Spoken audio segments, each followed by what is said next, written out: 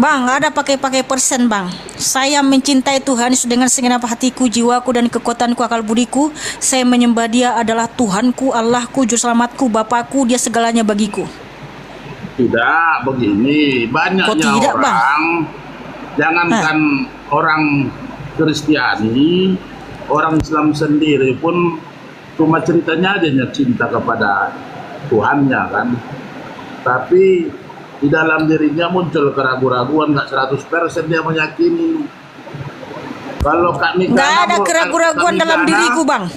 Nggak, kalau ragu aku nggak di sini, aku memberitakan Injil, Bang. Jadi begini maksud saya, Kak. Karena ini persoalannya, Yesus ini kan sebahagian punya pandangan manusia tulen.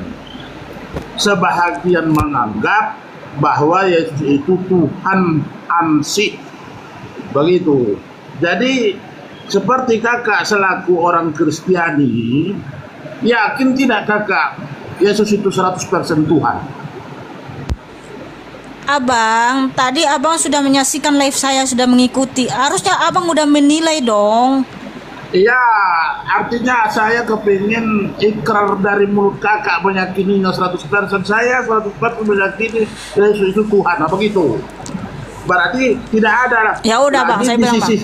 Saya meyakini 1.000.000%, ya 1.000.000.000% bahwa Yesus Kristus adalah Tuhan di atas segala Tuhan, Raja di atas segala Raja. Dialah Sang Pencipta langit dan bumi, Sang Juru Selamat dunia. Tidak ada Allah selain Dia. Haleluya, amin.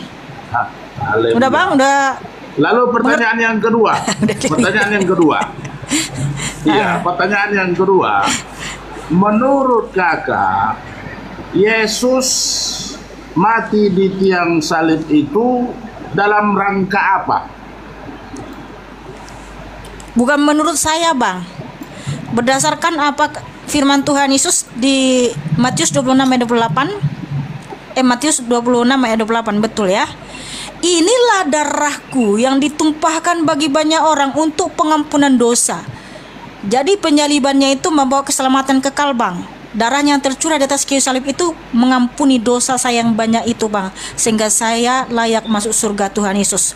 Dan itu janji Tuhan Yesus dan sudah terbukti diberikan kepada umatnya yang mati lalu dibangkitkan dan ditempatkan di surga.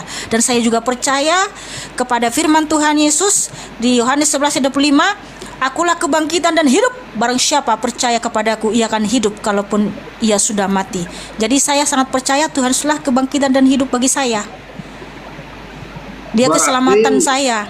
Keyakinan Kristiani bahwa yang di tiang salib itu, Yesus Kristus di tiang salib itu dalam rangka menebus dosa-dosa kan, dosa-dosa, mengampuni dosa umat manusia yang percaya kepadanya. Umat manusia. Lalu iya, pertanyaan yang ketiga, menurut kakak, apakah Yesus di tiang salib itu Tuhan atau manusia? Saya pakai data, Bang, nggak usah menurut saya, Bang. Saya pakai firman Tuhan. 1 Korintus 11 ayat 26. Enggak, kakak pilih dulu. Menurut kakak, Yesus yang di tiang salib, Bang, saya itu pakai data saja, Bang. Nggak usah Oke, silakan, menyangkal, silakan. Bang. Karena kita harus pakai data, ya. Harus menjawab pertanyaan sesuai dengan firman Tuhan, bukan menurut saya, ya. Bukan menurut saya, menurut firman Tuhan. 1 Korintus 11 ini dengar ya, Bang, ya. Ayat 26 sampai 29, ya. Sebab setiap kali kamu makan roti ini dan minum cawan ini, kamu memberitakan kematian Tuhan sampai Ia datang. Jadi barang siapa dengan cara yang tidak layak makan roti dan atau minum cawan Tuhan, ia berdosa terhadap tubuh dan darah Tuhan. Karena itu hendaklah tiap-tiap orang menguji dirinya sendiri, dan baru sesudah itu ia makan roti dan minum dari cawan itu. Karena barang siapa makan dan minum tanpa mengakui tubuh Tuhan, ia mendatangkan hukuman atas dirinya. Jadi sudah jelas ya, Tuhan adalah Tuhan. Tuhan. Iya. Jadi berarti sesuai dengan keyakinan kakak tadi, saya yakin 100%, bahwa di tiang dan salib itu adalah Tuhan kan. Pertanyaan selanjutnya, berarti kalau dia adalah Tuhan, berarti Tuhan sekarang sudah tidak ada lagi karena sudah mati. Gimana dia mengampuni dosanya, dosa manusia? Ini adalah maksudnya. Hello Iya, Abang Bang. Alvan Suri. Tuhan Yesus Kristus memang mengalami kematian selama 3 hari. Pada hari ketiga dia bangkit. Makanya Tuhan berfirman di Wahyu 1 ayat 17 sampai 18. Jangan takut hai Alvan Suri. Akulah yang awal dan akulah yang akhir. Aku telah mati, namun lihatlah aku hidup abadi selama-lamanya. Itu firman umum itu kan. Firman Kalau umum. menurut keyakinan Itu firman Tuhan Kak Yesus. Mikana, tunggu, iya, itu pengertiannya kan umum. Kalau menurut Kak Mikana bahwa Yesus itu yang mati di tiang salib itu Tuhan, lalu sudah mati Tuhan, lalu 3 hari kemudian hidup kembali, harus ada dasar hukumnya. Apa dasar kakak menyebutkan bahwa Tuhan itu hidup kembali? Di mana diterangkan di Bible?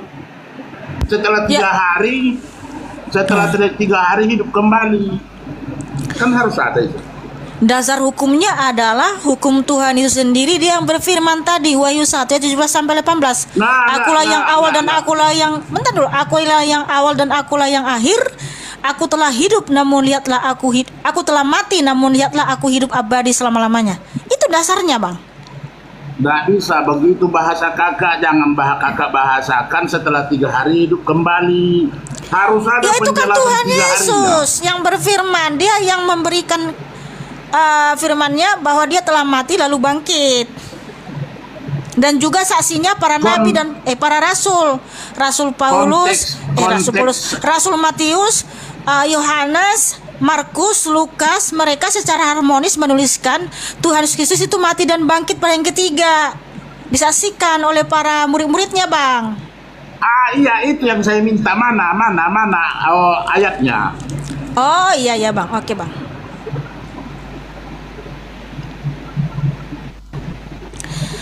Matius 28 ayat 1 sampai 10. Setelah hari Sabat lewat menjelang menyingsingnya fajar pada hari pertama minggu itu, pergilah Maria Magdalena dan Maria yang lain menengok kubur itu. Maka terjadilah gempa bumi yang hebat sebab seorang malaikat Tuhan turun dari langit dan datang ke batu itu dan menggulingkannya lalu duduk di atasnya. Wajahnya bagaikan kilat dan pakaiannya putih bagaikan salju.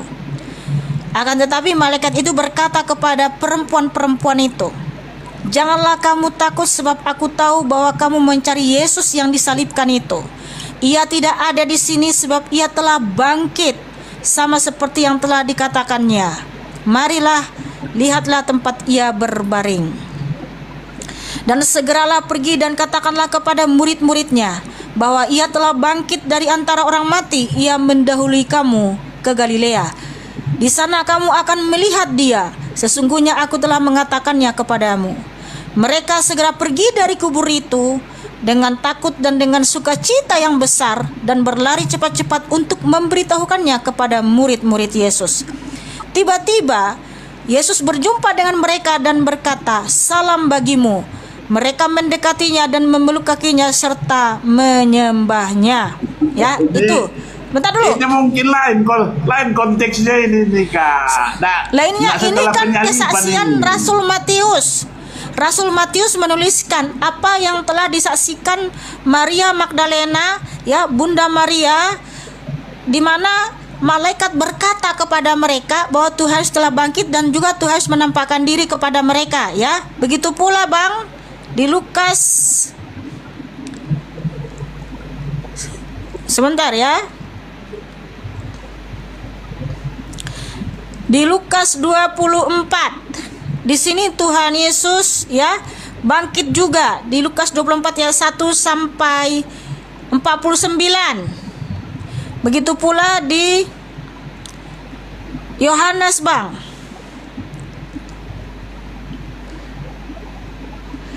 Kebangkitan Yesus Kristus Yohanes 20 ayat 1 sampai 31. Nih, ya. Yohanes 20 ayat 18. Maria Magdalena pergi dan berkata kepada murid-murid, "Aku telah melihat Tuhan," dan juga bahwa Dia yang mengatakan hal itu kepadanya. Begitu pula disaksikan Rasul Thomas, ya, dan rasul-rasul yang lain. Tuhan harus bangkit, Bang. Itu saksinya, Bang. Enggak, maksud saya ini Maksudnya beda gimana? konteks ayat ini, salah mungkin kakak memahaminya. Ini beda konteksnya, ini bukan penyalipan ini. Ini udah kebangkitan, Bang. Itu yang saya bacakan kebangkitan. Paham saya kebangkitan itu, tapi tidak dalam waktu dia disalib. Dia disalibkan. konteksnya. Oh, kalau yang disalibkan di ayat sebelumnya, Bang. Dia disalibkan, lalu dikuburkan, mati, lalu kebangkitannya, Bang, di hari ketiga, Bang. Ya, Loh, Abang tak harus tahu dulu alurnya. Disalibkan, Ya, mati, lalu bangkit. Kan kamu tanya mana bukti kebangkitannya? Yalah, saya bacakan dalilnya, Bang. Disaksikan para rasul, Bang. Iya, Bang. Terima kasih banyak. Bang. Ini ada pula urusan saya. Iya. Mau Oke, cepat Bang. ada apa ya? Iya, Bang. Terima Iya, kasih baik, banyak Bang. ya. Sama-sama, Salam, Bang. ya. Ya, Ya. Salam. God bless.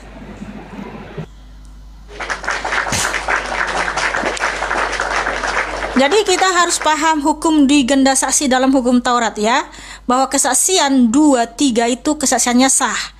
Makanya ada sampai 4 orang yang menuliskan tentang kematian dan kebangkitan Tuhan Yesus. Artinya kesaksian mereka sah dan benar. Ya, kalau cuma satu orang yang ngaku-ngaku belum tentu kita percaya, kan? Ini 4 orang loh, Rasul Matius, Lukas, Markus, dan Yohanes. Mereka secara harmonis menuliskan kematian dan kebangkitan Tuhan Yesus. Artinya kesaksian itu sah dan benar, karena saksinya ada 4. Karena ada hukum dui ganda saksi dalam hukum Taurat, ya. Dalam hukum Taurat dijelaskan kesaksian atau keterangan dari 2-3 saksi itu kesaksiannya sah, ya. Perkara itu sah. Tapi kalau hanya satu orang ngaku-ngaku, ya diragukan, disangsikan, ya. Itulah kenapa saya sangat percaya bahwa Alkitab itu adalah firman Tuhan yang Maha Kudus, karena yang menuliskan Alkitab itu bukan satu orang, ya, tapi 40 nabi dan rasul. Bayangin teman-teman, 40 nabi dan rasul. Tetapi walaupun 40 nabi dan rasul ini dari zaman yang berbeda, dari rentang waktu yang sangat jauh, tetapi mereka semua secara harmonis, ya, menuliskan tentang Tuhan Yesus, bahwa Tuhan Yesus adalah Tuhan Allah, pencipta langit dan bumi, sang juru selamat dunia. Itulah kenapa Alkitab ini firman Tuhan yang Maha Kudus. Tapi coba kalau satu orang yang nulis ngaku-ngaku dia dapat wahyu dari Tuhan. Contohnya Rasul Yohanes, ya. Nah, ngaku-ngaku sendiri dia nulis kitab sendiri. Aku nggak mau percaya. Karena kalau satu orang kan bisa aja ngaku-ngaku, ya kan, dia dapat wahyu. Tapi kalau penulisnya sampai 40, guys, ini memang sangat layak untuk dipercaya, ya. Karena penulisnya 40 orang nabi dan rasul. Mereka dari waktu yang berbeda loh. Nabi Musa ke Rasul Paulus itu waktunya berbeda. Tapi Nabi Musa dan Rasul Paulus, mereka sama-sama menuliskan tentang Tuhan Yesus, bahwa Tuhan Yesus adalah Tuhan Allah, pencipta langit dan bumi, sang juru selamat dunia. Wow, haleluya, haleluya. Begitu pula nabi-nabi yang lain, Nabi Yeremia, Nabi Yesaya, Nabi Samuel, ya, Rasul Yohanes. Mereka semua menuliskan satu tokoh utamanya, Tuhan Yesus. Nggak ada tokoh utama yang lain, hanya Tuhan Yesus tokoh utama dalam Alkitab. Dialah sang pencipta langit dan bumi, sang juru selamat dunia. Dan tujuan Alkitab ditulis adalah Tuhan Yesus memerintahkan kepada nabi-nabinya dan rasul-rasulnya untuk menulis firman-Nya dalam satu kitab. Tujuannya apa? Supaya disebarkan ke seluruh dunia, agar seluruh dunia tahu siapa Tuhan Allah yang sejati, ya, yaitu Tuhan Yesus Kristus. Wow, haleluya, haleluya.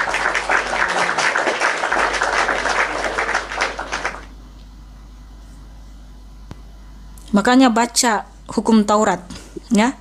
Harus ada kesaksian dari 2-3, baru kesaksian itu sah, baru keterangan itu sah. Kalau hanya satu, hukum Taurat mengatakan nggak boleh dipercaya, ya. Oke, haleluya, haleluya. Kita istirahat.